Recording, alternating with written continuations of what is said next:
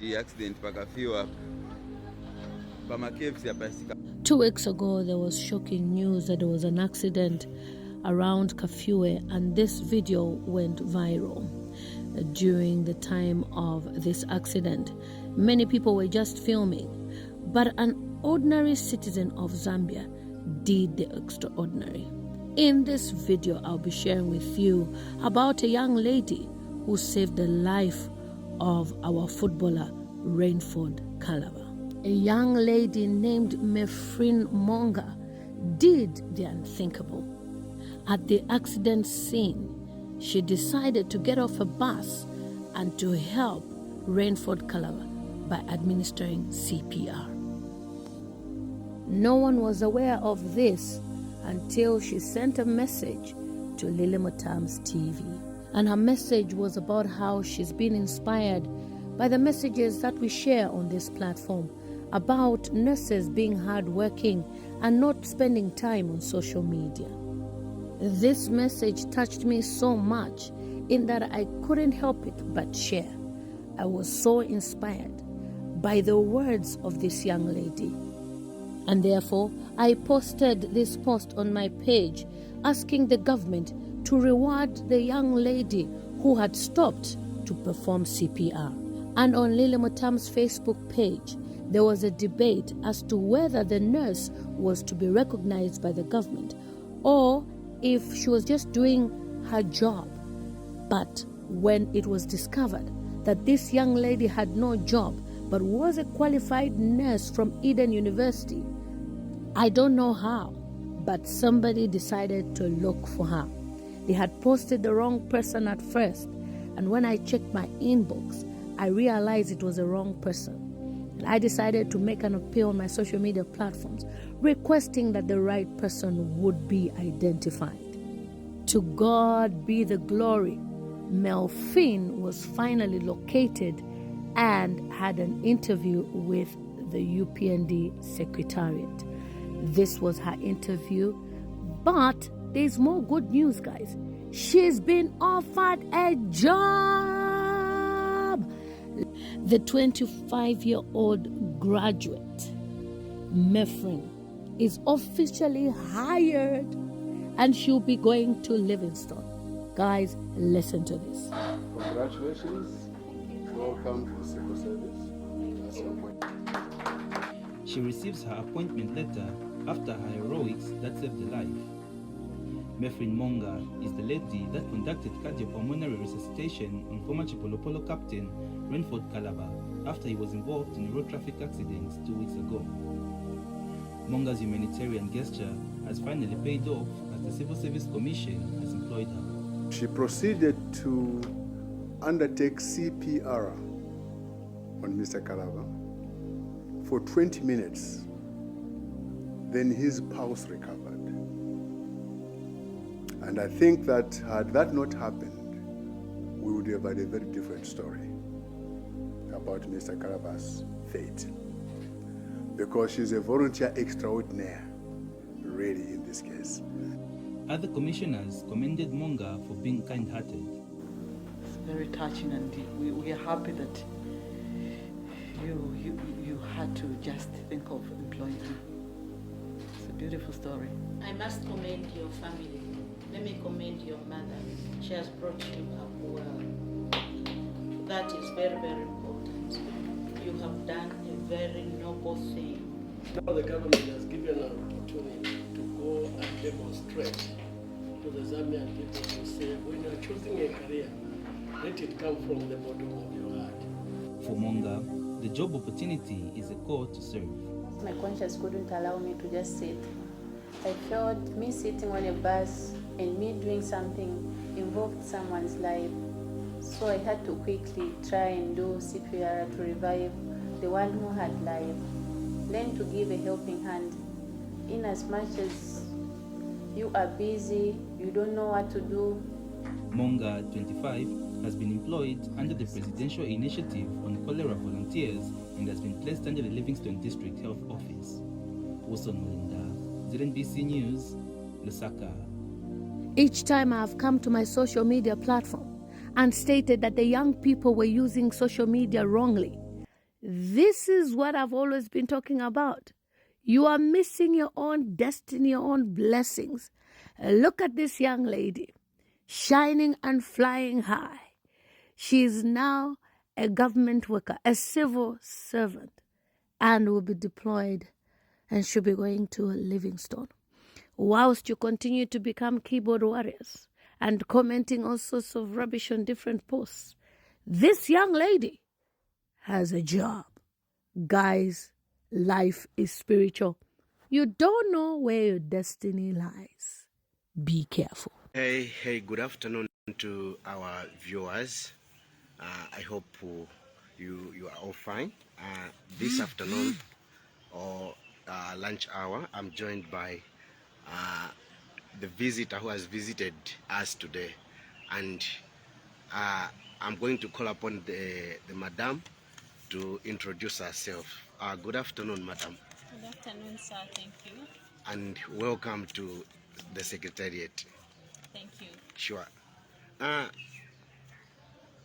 Tell us about yourself.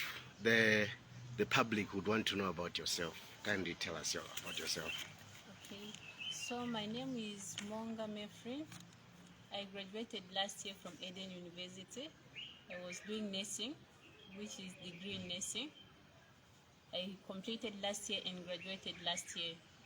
Okay. Yes. Thank you so much. I think the public would also want to know, because on 13th April there was an accident that involved the former Chipolopolo captain Rainford Kalaba. Kindly describe the event. How was it? Okay. So on 13th, which was Saturday, I was coming from Lusaka to Chikankata, of which I was on a public bus. So as we approached Ngwenya along Kafue Road, we found an accident which involved a man and a lady, of which the lady was already dead by then, but the man was just unconscious. We found a lot of people taking pictures, taking videos. So as we saw the scene, then I had to request the driver if I could get off the bus, since it was a public vehicle, and if everyone on the bus would agree, of which they did. They gave me some minutes so I could help. So I got off the bus. I approached where he was laid down, which is a flat surface. So I checked to see if he was dead or he was still alive. Of course, when you touch someone, if they're still warm, you can feel if this one is still maybe just unconscious or this one is dead. So he was unconscious. I tried to call him. Of course, I didn't know it was him. I don't know his name. So I tried to call Mr. There was no response. I tried to pinch him. There was no response. I tried to shake him. There was no response. So I knew he was unconscious. I felt for the pulse. There was nothing. So then I had to start performing CPR, of which I assessed there was no danger nearby. So I started doing my CPR for about 15 to 20 minutes. After 20 minutes, then he responded with the pulse. Of course, not really answering, but just the pulse came back, though it was slow and irregular. Yeah. Then that's how I reported to the officer who was there and told him to say he needed to be rushed to the hospital. Yes, then I proceeded with my journey to Skankata. Oh, thank you so much. That's interesting. To those that have joined us now, I'm here with Madam Mephrine Moonga, the one who gave the first aid to our former Chipolopolo captain, Kalaba Rainford, who was involved in an accident on 13th last week. Thank you so much. That's interesting. People, maybe you can talk about the first aid that you gave. What was the first aid? Kindly describe it. Okay, so I did CPR. What's CPR? We call it cardiopulmonary resuscitation. Okay. This is done when someone is unconscious, if someone is choking, if someone has cardiac arrest, or maybe they're not responding to anything. You have to do CPR just to revive them. Or if their heart is beating excessively, sure, you do CPR, which is cardiopulmonary resuscitation, of which that's what I did since the client was unconscious. Okay. Yes. Oh, that's very good. But I would want to know, you are on the journey to Chikankata, as you are saying. What prompted you to tell the driver to stop the vehicle so that you go and check what was happening there? What prompted you? People would want to know. Okay. Sure. So as I was on the bus, I saw how the man was lying and how people were busy taking videos, of course, and pictures. So I thought of Madam Lillian's words, say, no, nurses, you have to lead by example. You have to do what it takes for someone to be a good nurse, to be hands-on. So I thought, if I don't do what I'm supposed to do, it's the distance between me doing something and me sitting on a bus not doing anything involves someone's life. So I needed to get off and try to do what is needed. Okay. Yeah, so my conscience couldn't allow me to just sit on the bus. Okay. Yes. But the driver, you know, these bus drivers, did he even cooperate with you? Yeah, thank God for that driver. I requested him and he was so cooperative. He's from Kafue. Okay. Yeah. He told me to get off and he would wait for me for some minutes. Okay. Of course, I was tense. So the same driver, when we reached in Kafue, he told me to say, no, you can go and use the public shower, since I was tense and it changed a little bit. And he still waited for me. Okay. Thank God for that driver, yeah. He must be brave. And how long did that take? About 20 to 25 minutes. Okay. Yes. Oh, that's good. I think to those that have joined us today, this afternoon, of course, we are joined by a lifesaver, Madam Mephrine Moonga, the one who tried by all means to give the first aid to our former Chipolopolo captain, who is now at UTH. And the reports that we are getting from that side is that our former Chipolopolo captain is recuperating very well and responding very well to treatment. This is the update that we are having this afternoon.